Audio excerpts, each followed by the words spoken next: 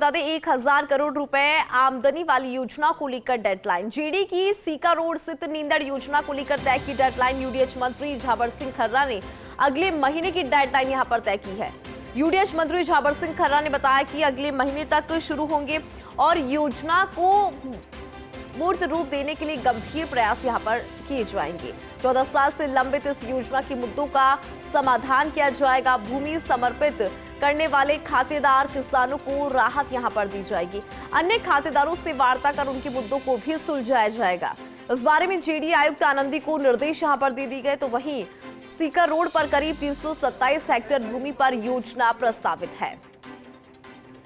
ये बड़ी खबर आपको बता रहे हैं इस वक्त की, और इस पूरी खबर पर अधिक जानकारी लेंगे। हमारे साथ हमारे एसोसिएट एडिटर अभिषेक श्रीवास्तव जुड़ चुके हैं। अभिषेक, देखिए एक डेडलाइन यहां पर सामने आ चुकी है। जेडी की सीकर रोड स्थित नींदड़ योजना को लेकर डेडलाइन आई है। 1 महीने की डेडलाइन, अगले महीने की डेडलाइन है। जानकारी जरा दीजिए इस पूरी खबर पर। देखिए, फर्स्ट इंडिया न्यूज के साथ बातचीत में यूडीएच मंत्री झाबर सिंह खर्रा ने बताया कि उन्होंने अगले महीने अक्टूबर तक की डेडलाइन तय कर दी है कि अगले महीने तक इसके मामले को लेकर गंभीर प्रयास शुरू कर दिए जाएंगे। इसके लिए जेडीसी आनंदी को भी निर्देश दे दिए गए।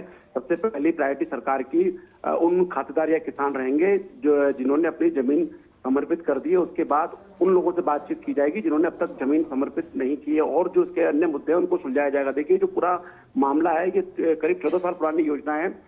4 जनवरी 2010 को इस योजना की भूमि के लिए अधिसूचना जारी की गई थी। करीब 327 हेक्टेयर में ये जमीन में ये योजना प्रस्तावित है, और इसमें जो 286 हेक्टेयर जमीन है उसके लिए अधिसूचना जारी की थी वापसी की, और 41 हेक्टेयर जमीन ऐसी है जो कि जेडी के स्वामित्व की है, और इसका अवार्ड भी जारी कर दिया गया था। कई खातेदार किसान कोर्ट में भी गए थे। सुप्रीम कोर्ट ने भी जो जेडी की जो वापसी प्रक्रिया है उसको सही माना है, और जेडी करीब 450 खातेदार या किसान है जिनको आरक्षण पत्र जारी कर चुका है। मतलब ये वो किसान है जिन्होंने अपनी जमीन जो है समर्पित कर दी है।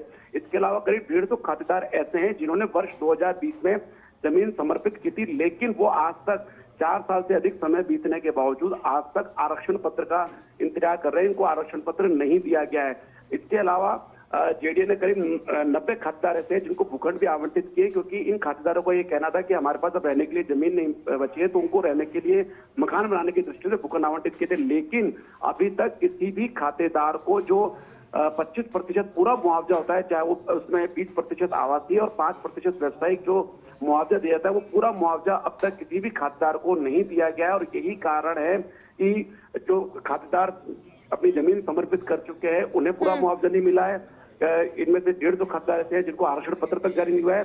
तो ये जो धीमी गति जो पूरे योजना को लेकर चल रही है, यही कारण है कि जो अन्य खातेदार है उन्होंने भी अपनी जमीन समर्पित नहीं की है। और ये जो जमीन है, ये जो योजना है सीकर रोड पर हमारा के आगे बहुत मौके की जमीन पर है, और करीब अगर इसका निस्तारण किया जाता है तो करीब 1000 करोड़ रुपए जेडी के खाते में आएंगे। तो इस लिहाज से ये बहुत महत्वपूर्ण स्कीम है। इसमें कई सरकार आगे चली गई, लेकिन अब ये जो मौजूदा सरकार है वो ये चाहती है कि इस पूरी समस्या का समाधान किया जाए ताकि वहां पर नियोजित विकास हो, साथ ही जेडी को भी राजस्व मिले, क्योंकि यहाँ पर जो इंदु जो भाव है आवासीय और व्यवसायिक बाजार का जो बाजार भाव अगर हम बात करें तो वो बहुत ज्यादा है। तो इस लिहाज से करीब 1000 करोड़ रुपए यहाँ पर मिलेंगे, क्योंकि जो पूरी योजना की जो भूमि है उसमें 60% सुविधा क्षेत्र और सड़क के लिए चल जाएगी। इसके अलावा जमीन किसानों को बतौर मुआवजे दे दी जाएगी। तो जेडी के पास खुद के पास 35% की जमीन बचेगी, जिसकी नीलामी या आवंटन से जेडी को रेवेन्यू मिलेगा। ठीक है अभिषेक जी, बहुत शुक्रिया पूरी खबर पर विस्तार से जानकारी साझा करने